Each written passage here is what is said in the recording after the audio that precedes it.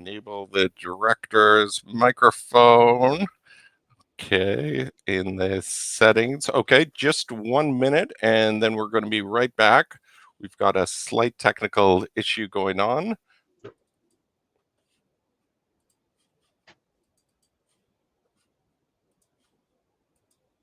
All right, so we are back. So we've got Alvin and Ginnika on the screen. We're going to talk about the two topics. So the first topic, let's talk about content modeling, and let's talk about what we're coming up with in Tridion Sites 10. So if any of you guys have been following us on the community, you will probably notice that we're putting out monthly or as quarterly roadmap decks. And on the roadmap decks, we're talking about the new blueprinting 2.0 improvements. And Alvin, are you able to talk about like some of the implications around blueprinting? Yes, this changes a bunch of things. Just thinking about the content modeling training and good practices that we'll have to revisit. Um, One of the big ones is the ability to have fields that are non-localizable, but another way, they're global fields. So if you recall in content modeling, a lot of times you have random labels on your website that you all want to translate. It's not the component. The content type is not necessarily an article, um, but you might call this configuration component, and you have key value pairs. And I remember years ago. I'm going to bring up our next guest on that transmission. I think there might have been something going on again with my headset, so I'm going to mute myself or actually mute my monitoring, so I'm not going to be able to hear Ginnika as he speaks. But what we'll do is we'll go ahead and we'll put Ginnika in the highlight. And Ginnika, welcome, and let's see about what's been happening at the Shark Tank. So I just saw the post on LinkedIn, and I was hoping that you could explain to us like what was happening with that event. Yep. Radisson decided to have a Shark Tank, and that I think was really an interesting experience in the whole. The whole idea was this: that Radisson will bring their partners to present an idea, and the winner of the Shark Tank will actually get the project or the idea that is presented, will get that idea to come forward as something they will invest in, and they will put in some money into. In a nutshell, they'll sponsor you to actually build that idea out.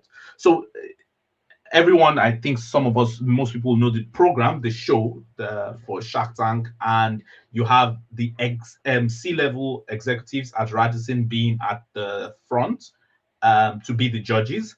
The whole scenario set played out to be that the judges will vote for each idea, and the audience will vote, but only if there's a draw with the judges will the audience will their votes more or less count or have an effect. Anyway, so we get into the Shark Tank. We have different partners coming with different ideas, really, really exciting ideas, really interesting topics that were coming up. People were coming with very different stuff. I have to say this: within the first 5 minutes from the first idea, everyone in the audience and on the judge's table were standing up and dancing to music. I mean, that was the very first idea. I was like, oh my word, these guys are taking this a bit too seriously. So you had this whole crowd of this whole audience, and everyone is in there, and it was that good. It was about creating a music festival within Radisson, and that was an app that they were going to build so that everyone who comes into Radisson can just simply sign up, and suddenly that you could join into a music festival that will be built across the whole system. And that was the beginning of the ideas, and people came in with different ideas. We tried to show the interface, the new user in a new user interface, where we could solve one of their big critical issues, which is that you have hotel owners who know the most about their hotels, And so therefore are subject matter experts, but somehow don't have a way of contributing or directly contributing to content that's coming into the content management space. So what we did was we used Fonto. For those who don't know, it's a tool sold by RWS and owned by RWS that has a Word-like interface, Microsoft Word-like interface. We use that as a front end to make all content in Tridion, the content management space, to be available on that interface. So more or less, you can just simply create whatever you want the subject matter expert to do with the schema, push it out as a component or as a page through Fonto, and then they will just be able to fill in the fields as they wanted. And what everyone has always questioned, and I think this was the good idea was, hey, but then are you saying an external person will then be able to put in content? What we did was that whenever they push content from the external, so the hotel owner or the marketer or whoever it is that usually wouldn't be creating content, when they push in content, it actually only starts a workflow. And that workflow starts to drive content forward all the way till it gets to the content editor, who then is the only one who can actually save it in Tridion. So the content editor more or less creates it, sends it out, it exists in its own world with a URL. Everybody can make content, approvals, can make changes using workflow. Nothing gets turned in that process. And then they push it back into Tridion. And then only the content editor can push it, which puts someone in the middle to guarantee that the quality of the content is maintained, that the tone of voice for the customer is kept. And this tool, we then added AI capabilities into it. So you could actually ask it to prompt for translations. You could ask it to give you point of interest for a hotel location, for example. You could ask it to create images. So everything you could do with AI, you could actually put it on this tool. So you now had a user interface that a hotel owner could look at and have the exact structure that the content team wanted and fill in the fields using AI and push everything through. It was well taken. Now, that's the first thing, that everybody saw the whole process. And those, especially those who worked with Tridion, were like, oh, wow, this is huge. This is a big difference. And then with workflow in place, it makes sure that quality is maintained. With AI in place, it makes sure you're in the forward end of automation and technology. And then we also use auto translation using our language weaver tool. So then you could actually, after approval, just simply say, translate to all child languages, or you can pick the language you want and it will translate. But remember, translation isn't just a command. It now is a prompt. So you could say translate in Finnish with this tone of voice, and you could say translate in Japanese with another tone of voice. And it will do the translation using AI in both different ways, and then localize at the child level. So from that same screen, you just simply say, do this and translate and localize, and it will do the same thing in child level.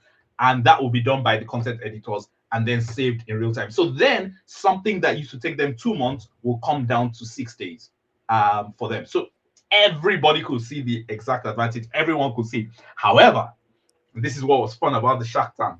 However, one of our competition, I don't want to mention the name, one of the competitors actually built a tool that helps everyone in Radisson to support a charity of their choice. Key thing about that is that is an emotional winner. Because in a nutshell, you're helping everybody in Radisson. So Radisson can choose and say, hey, we support this charity. Do you want to join in and support? Right. Do you want, this is what the charities need, this is what they do. That was that tool. And then any staff of Radisson could look at it and go, oh yeah, I want to do this, I want to help with this, or I want to pay, I want to give some money to this because I like the idea. So from day one, when I remember listening to it and I went, oh man, I would also support this. It's a clear winner in every sense. So it was a very challenging one to go through. So we had the first phase, and most of the judges sided with us and liked that idea. And then we went into final phase, and that was those two ideas, and we went through with it. And I remember the last judge saying to us, your idea, I am not going to vote for you because your idea has to be implemented. We can't. It has nothing to do with the Shark Tank, but we have to implement this because we can't see this amount of savings and this amount of optimization and not do it. So we have to do this. So it's not going to be. And I think the other idea should be done as well. So I won't vote for you, and literally that's how we came second because they didn't vote for it. The other side to it though was that the audience voted for us plus 81 because you could vote for or against. So you could have a negative score. So in our side, we got plus 81. Excellent. And in the other side, they got minus 13, meaning more people said no to the idea, which is interesting. And then to us, they were more like 81%. As one of the judges said, well, it's best to first help yourself before you help others. Right. So our idea was helping themselves to have an easier life. But that was a very interesting way of going through things.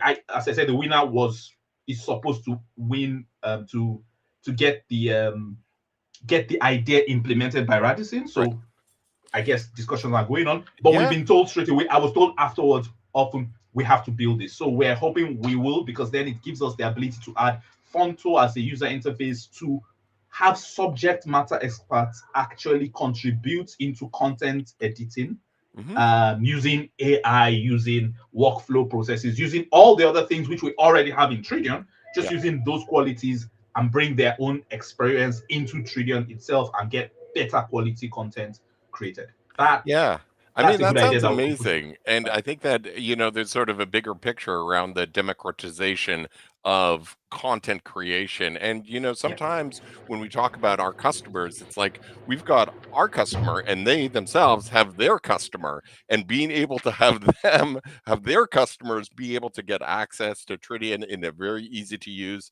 editorial interface, and with all the extra like AI tools, I think is really, really compelling.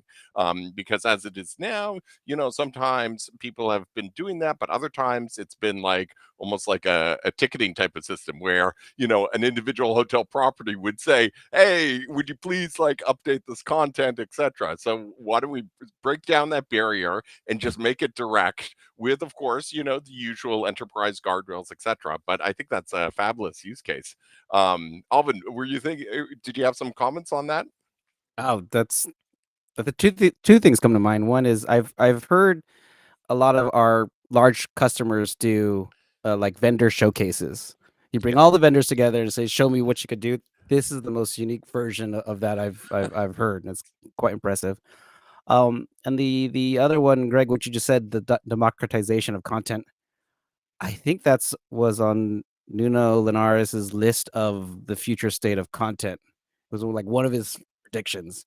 And it's I think we're getting to that state where that line between company and your community, your influencers, your business owners out in the field. I see where that's coming together, like tangibly in that example, Ginika. So it's quite impressive seeing where we are in the state of content. Still lots to go, but I really like that in context experience with Fonto. As much as I love experience space, I think that also having contextual a view of content. So that's where you can see multiple components all in one word-like experience.